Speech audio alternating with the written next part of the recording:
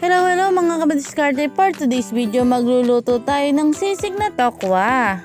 At ayan, bumili nga lang pala ako ng 5 pirasong tokwa at ginahit ko lang ng into cubes. At ayan, bumili nga din pala ako ng 2 putlong at ginahit ko lang siya ng ganyan.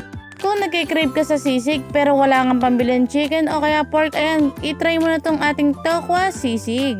Pwede pang ulam o pampulutan. At ayan, naghiwa na lang din ako ng sibuyas. Ayan ay aking pipinuhin. At yan, pag ganyan na siya kay Pina ay okay na. At maglalagay nga lang din pala tayo ng 2 siling green at ganyan ang paggagayat ko.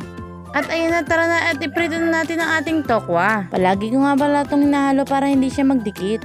Kayo ba mga kamadiskarte, nakatikim na rin ba kayo ng sisig na tokwa? Ayan, pag ganyan ng golden brown ay okay na yan. At ipiprito na lang din natin ng putlong at naglagay nga lang din ako ng margarine at din natin igigisa ang sibuyas na puti. Gagisa natin maigi ay susunod natin ang tokwa. Igigisa lang natin maigi ang tokwa sa ating sibuyas at margarine. Pag naigisa na natin, ilagay naman natin ang hotdog.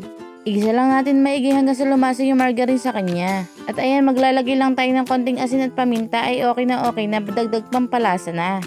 Inilagay ko na lang din pala yung siling green. At ayan, maglalagay na lang din ako ng mayonnaise. Make sure na lang na nakapatay na ang inyong apoy para hindi matunaw ang inyong mayonnaise. At ayan, tara, kain po tayo. First bite, sobrang sarap. Pwedeng pampulutan o pang ulaman. Kaya itry nyo na to sa inyong bahay. Kung nakarating ka nga sa video na to, huwag mong kakalimutang i-like and share ang aking mga videos. At pakipollow na din na madiskarte.